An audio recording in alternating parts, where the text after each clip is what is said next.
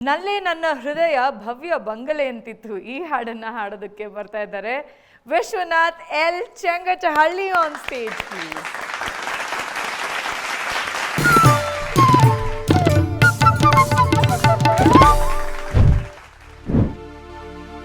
ನಲ್ಲೇ ನನ್ನ ಹೃದಯ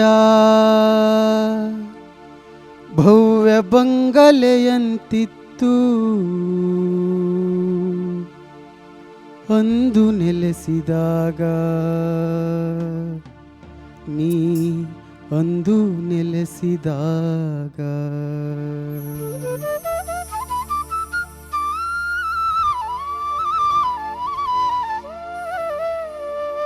ನೀ ಶಾಶ್ವತವೆಂದು ನಂಬಿ ಬೀಗದೆಸಳ ಕೊಟ್ಟೆ, ಶಾಶ್ವತವೆಂದು ನಂಬಿ ಬೀಗದೆಸಳ ಕೊಟ್ಟೆ. ಬಾಡಿಗೆಯವರು ಬಂದೋಗುವಂತೆ ಇದ್ದುವರೆಗಳಿಗೆ ಬೀಗ ಜಡಿದು ಹೋದೆ, ಎಸಳು ನಿನ್ನಲ್ಲೇ ಇದೆ. ನಲ್ಲೇ ನನ್ನ ಹೃದಯ ಭವ್ಯ ಬಂಗಲೆಯಂತಿತ್ತು, ನೀ ಅಂದು ನೆಲೆಸಿದಾಗ ನೀ ಅಂದು ನೆಲೆಸಿದಾಗ ನೀ ಶಾಶ್ವತವೆಂದು ನಂಬಿ ಬೀಗದೆಸಳ ಕೊಟ್ಟೆ, ಶಾಶ್ವತವೆಂದು ನಂಬಿ ಬೀಗದೆಸಳ ಕೊಟ್ಟೆ. ಬಾಡಿಗೆಯವರು ಬಂದೋಗುವಂತೆ ಇದ್ದುವರೆಗಳಿಗೆ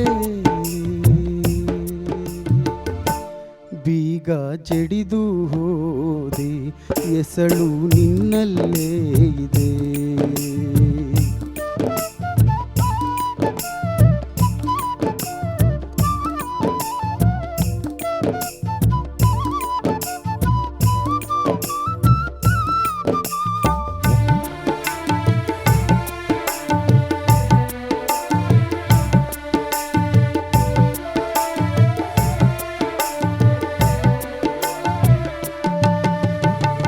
ತಿರುಗಿ ಯಾರು ನೋಡರು ಒಳಗೆ ಯಾರು ಇಹರೆಂದು, ತಿರುಗಿ ಯಾರು ನೋಡರು ಒಳಗೆ ಯಾರು ಇಹರೆಂದು ಖಾಲಿ ಇದೆಯೋ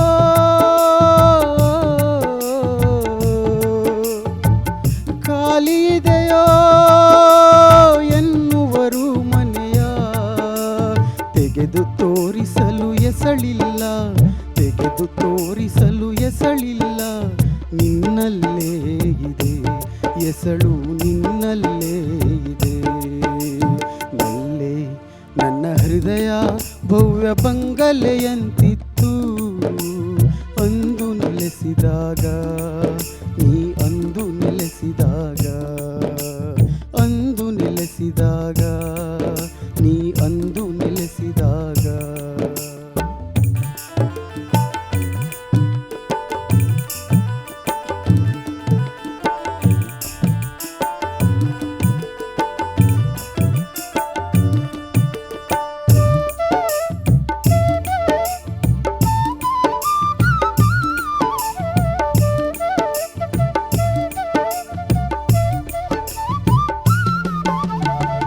ಬೀಗ ಹೊಡೆಯಲಾರೆ ನಿನ್ನ ಹುಡುಕಲಾರೆ, ಬೀಗ ಹೊಡೆಯಲಾರೆ ನಿನ್ನ ಹುಡುಕಲಾರೆ.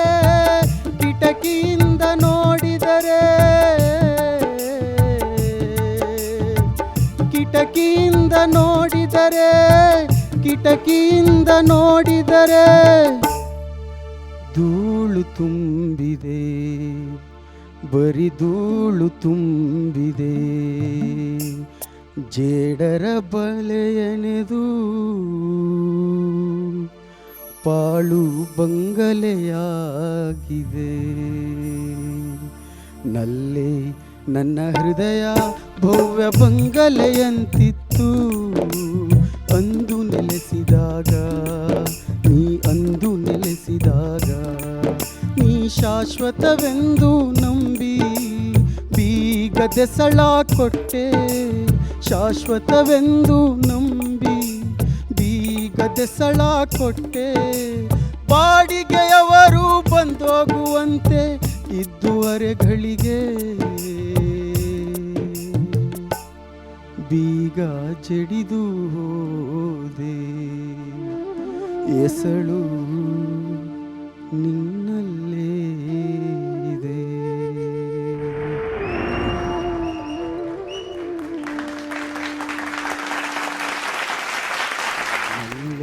ವಿಶ್ವನಾಥ್ ಎಲ್ ಚಂಗಚಹಳ್ಳಿ ಮ್ಯಾಮ್, ಆ್ಯಕ್ಚುಲಿ ನಾನು ಹೇಳಬೇಕು, ನಮ್ಮ ತೀರ್ಪುಗಾರರು ಹೇಳಿದ್ನ ಇವ್ರು ಫಾಲೋ ಮಾಡಿ ಬ್ಯಾಕ್ ಸ್ಟೇಜಲ್ಲಿ ನನಗೆ ಹೇಳ್ತಾ ಇದ್ರು, ನಾನು ಫಸ್ಟ್ ಟೈಮ್ ಭಾವಗೀತೆ ಟ್ರೈ ಮಾಡ್ತಾ ಇದ್ದೀನಿ. ನಾನು ಯಾವಾಗಲೂ ಇಲ್ಲಿ ಜನಪದ ಗೀತೆ ಹಾಡ್ತಿದ್ದೆ, ಇದೇ ಫಸ್ಟ್ ಟೈಮ್ ಟ್ರೈ ಮಾಡ್ತಾ ಇದ್ದೀನಿ. ಸಿಕ್ಕಾಪಟ್ಟೆ ಭಯ ಆಗ್ತಾ ಇದೆ. ಅದೇ ಹೇಳಿದ್ರಲ್ಲ, ಕಂಫರ್ಟ್ ಝೋನಿಂದ ಹೊರಗೆ ಬಂದು ಟ್ರೈ ಮಾಡಲಿಕ್ಕೆ, ಅದನ್ನು ಟ್ರೈ ಮಾಡಿದ್ದೀನಿ ಅಂತ. ಈ ಪ್ರಯತ್ನಕ್ಕೆ ನಿಮ್ಮ ಕಾಮೆಂಟ್ಸ್ ಮ್ಯಾಮ್? ಈ ಪ್ರಯತ್ನಕ್ಕೆ ಫುಲ್ ಮಾರ್ಕ್ಸ್. ಒಳ್ಳೆ ಫೀಲ್.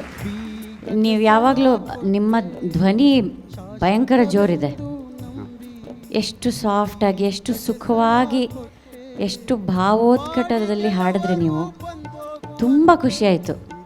ಆಮೇಲೆ ನಿಮ್ಮ ಫೋಕಸ್, ಆ ಹಾಡು ಪ್ರಾರಂಭ ಆದಾಗಿಂದ ಮುಗಿಸೋವರೆಗಿನ ಒಂದು ಫೋಕಸ್ಸು, ಆ ಒಂದು ಏಕಾಗ್ರತೆಯಲ್ಲಿ ಇದನ್ನು ಎಲ್ಲೂ ತಪ್ಪದ ಹಾಗೆ ನಾನು ಹಾಡಿ ಮುಗಿಸ್ಬೇಕು, ಚೆನ್ನಾಗಿ ಹಾಡಬೇಕು ಅನ್ನುವಂಥ ನಿಮ್ಮ ಇಂಟ್ರೆಸ್ಟು, ಡೆಡಿಕೇಶನ್ ಇದೆಯಲ್ಲ, ಅದಕ್ಕೆ ನಾನು ತುಂಬ ಸಂತೋಷ ಪಡ್ತೀನಪ್ಪ.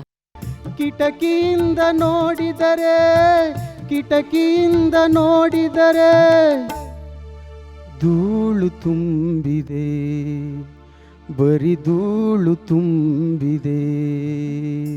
ಶ್ರುತಿ, ತಾಳ, ಭಾವ ಎಲ್ಲ ಚೆನ್ನಾಗಿತ್ತು. ಸ್ಲೈಟಾಗಿ ಆಕಾರ ಹಕಾರ.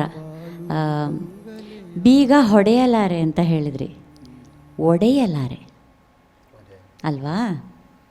ಬೀಗ ಹಾಕ್ಬಿಟ್ಟಿದೆ, ಎಸಳು ಹುಡುಗಿ ಹತ್ರ ಇದೆ, ಬೀಗ ಹೊಡೆಯೋಕ್ಕಾಗಲ್ಲ ನನ್ನ ಕೈಲಿ ಅಂತ ತಾನೇ ಹೇಳ್ತಿರೋದು ನೀವು. ಬೀಗ ಹೊಡೆಯಲಾರೆ ಅಂದರೆ ಬೇರೆ ಏನೋ ಭಿನ್ನ ಅರ್ಥ ಬರುತ್ತೆ ಅಲ್ವಾ? ಬೀಗ ಹೊಡೆಯಲಾರೆ, ನಿನ್ನ ಹುಡುಕಲಾರೆ. ಸೊ ಅದ್ರ ಕಡೆ ಒಂದು ಸ್ವಲ್ಪ ಸಾಹಿತ್ಯದ ಕಡೆ ಗಮನ ಕೊಡಿ, ಆಯಿತಾ? ತುಂಬ ಚೆನ್ನಾಗಿ ಹಾಡಿದ್ರಿ, ದೇವ್ರು ಒಳ್ಳೇದು ಮಾಡಲಿ. Thank you.